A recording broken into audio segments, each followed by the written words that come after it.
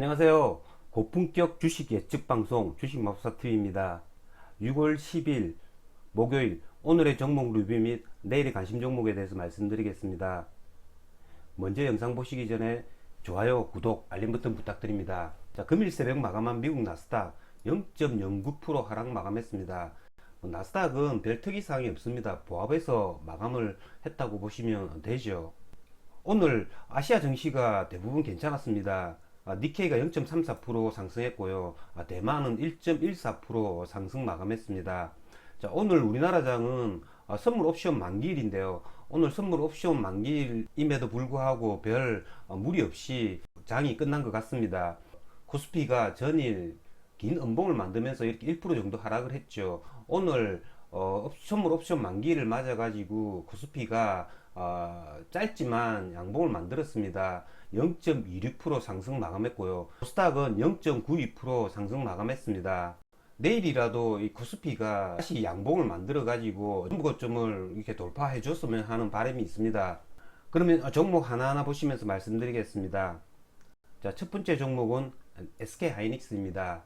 금일 새벽 마감한 미국장에서 마이크론 테크놀로지 주가가 오늘 또 하락을 했습니다. 2.32% 하락이 나왔고요. 하지만 SK 하이닉스 같은 경우에는 장중 한때 12만원 선까지 위협을 했지만 다행히 0.4% 상승해서 마감했습니다. 아래꼬리가 달리긴 했지만 이렇게 짧은 양봉을 만들어 주었다라는 거, 12만원을 깨뜨리지 않았다라는 거, 거기에서 위안을 찾아야 될 것 같은데요. 마이크론 테크놀로지 주가 차트를 보시면 SK 하이닉스하고 굉장히 유사한 차트입니다. 그러니까 SK 하이닉스를 기존에 갖고 계시는 분들이나 거래를 하시는 분들은 항상 아침에 이런 마이크론 테크놀로지 주가를 확인하고 그에 따라서 SK 하이닉스의 주가 움직임을 예측해 보는 게 좋을 것 같습니다. 자, 다음은 자동차 관련주들입니다.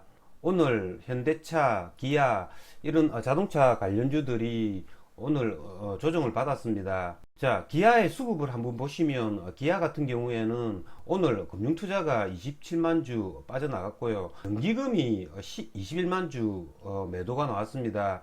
그렇게 큰 물량은 아니지만 이때까지 계속 매수를 해왔던 연기금이 21만 주 정도 빠져나갔다라는 게 기아는 조금 조정을 받을 것 같고요.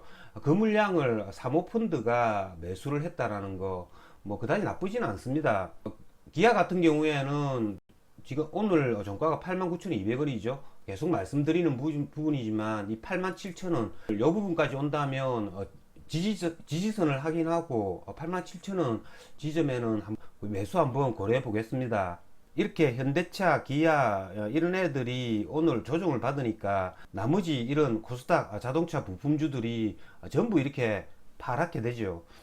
어쨌든 지금 현재 현대차와 기아가 추세가 무너진 게 아니니까 자동차 부품주들이죠. 이런 애들 추세가 무너지는지 확인을 해야 될 것 같습니다. 자, 다음은 원전 관련주입니다. 제가 어제 방송에서 말씀을 드렸죠.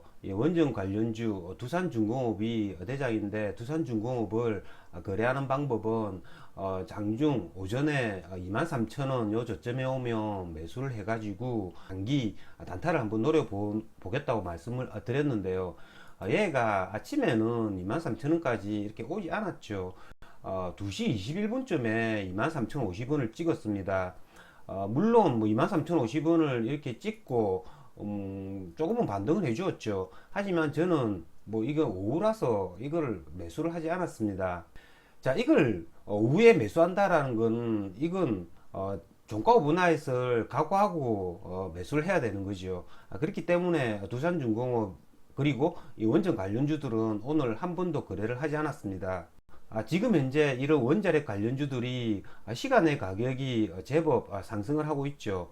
자, 두산중공업 같은 경우에 이렇게 왜 시간의 가격이 이렇게 오르냐면요. 두산중공업이 프로그램 매매를 보시면 프로그램 상에 장 마감 전까지 외국인들이 이렇게 매도를 하다가 동시효과에 거의 한 50만 주 정도를 동시효과 가격에 순매수를 했죠. 이 외국인들은 내일 단타를 치는 외국인들입니다. 자, 오늘 수급을 보시면 이 외국인 100만 주 매수를 했죠. 기존에 많이 샀던 이 연기금이 50만 주 정도 빠져나갔습니다. 연기금이 빠져나간 물량을 사모펀드 11만 주 정도 매수했고요. 투신이 36만 주 정도 순매수를 했네요. 자, 두산중공업 물론 뭐 여기서 내일 뭐 다시 반등을 해줄 수 있지만 내일 같은 경우에는 22,000원대 이제 초반을 한번 노려보도록 하겠습니다.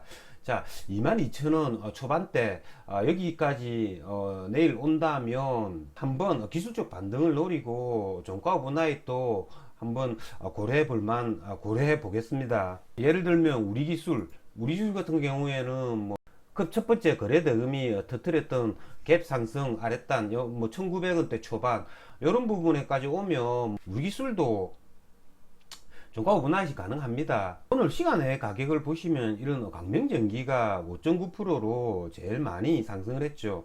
이건 왜냐하면 광명전기 같은 경우에는 뭐 오름폭도 별로 없지만 얘가 전고점 이 부분까지 거의 가격이 왔죠. 그렇기 때문에 이런 광명전기의 폭이 큰 것 같습니다. 어쨌든 원전 관련주들은 내일 뭐 이렇게 거래하도록 하겠습니다. 오늘 아침에 항공주랑 여행 관련주들이 반짝 시세를 주었습니다. 저도 어제 방송에서 말씀을 드린 것처럼 거래를 했는데요.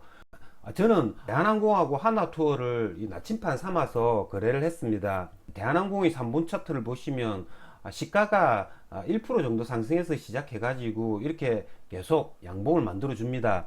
이게 어저께도 살펴본 대로 이 시가가 1%라는 건 신고가를 갱신하는 그래프였죠.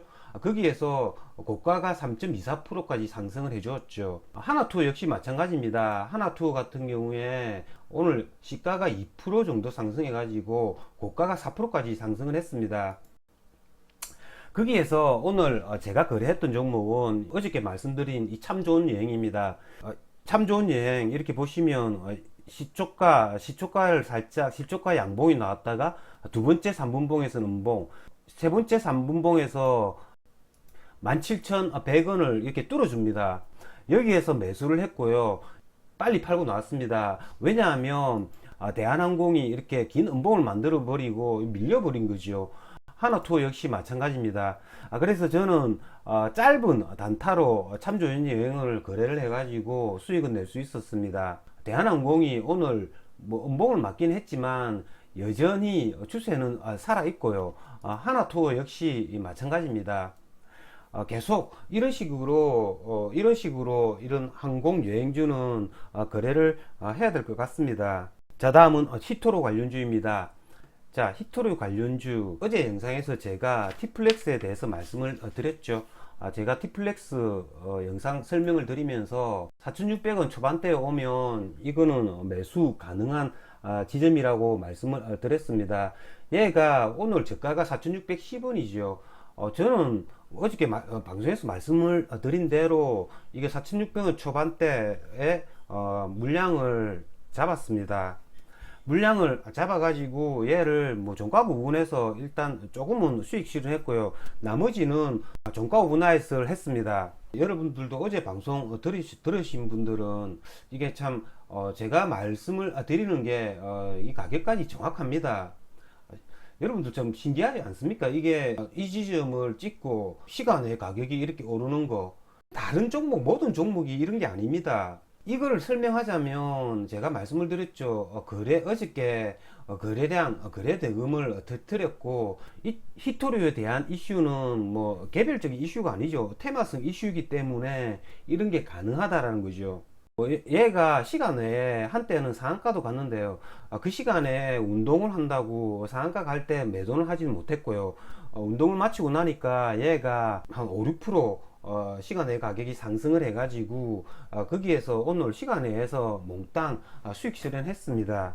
여러분들도 제 영상을 보시고 T플렉스를 거래해서 수익을 얻으신 분이 계시다면 저도 보람을 느끼겠습니다.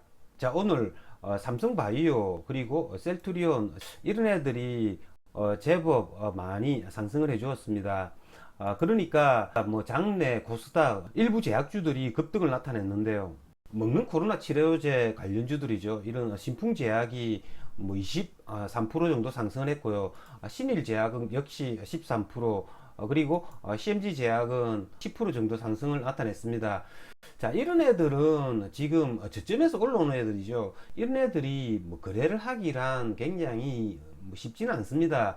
오늘 뭐 신풍제약이 비록 23%까지 상승을 했지만 얘네들이 뭐 10% 정도 상승을 하고 꺾일지 아니면 뭐 20% 상승하고 꺾일지 그건 알 수가 없습니다.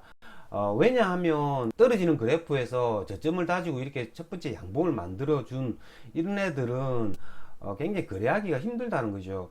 뭐 오늘 수급을 보셔도 뭐 수급상 뭐 기간이 들어온 기간이 들어온 것도 아닙니다. 하지만 오늘 거래량을 이렇게 터뜨리고 긴 양봉을 만들었다라는 건 신풍제약 차트상으로는 뭐 굉장히 의미 있는 차트가 되었죠. 여기서 좀 횡보하다가 다시 이 고점을 뚫어주는 이런 모습이 나온다면 그때는 뭐 거래는 한번 할 수 있겠죠.